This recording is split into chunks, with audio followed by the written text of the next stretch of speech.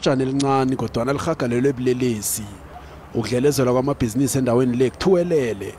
Begodwa izakhamuzi azisali nazo emrarweni lo. Zilila kangako ngamapholisa anganabhadekelo nakufuza benesisombululo.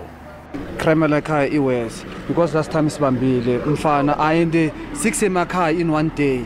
Uma simbamba simise police station mapholisa biya against thina for bathina si wrong. Icrime ekhaya isetulu and lokho kuzivisa ebhlungu esibahlali bala ekhaya because abantu laba beyenza le crime labaningi bakhona ama illegal immigrants which have occupied indzawo yamasipala and sesile kakhulu sokhala kumasipala but masipala akakadimiseli ngokusincetha. Isitolo lesi sidlelezelwe emvekeni embili ezidlulileko. Unokuthula ekungasibizo lakhe lamambhala usakhumbula ubumbi bamhlokho ngobunjalo babo. Ngiphume e-store room lomnye mfana uyangiblocka uyakubona. Uma ngiblocka ngithi mbuta ukuthi ufuna size bani babe kabambe emateki athi futhi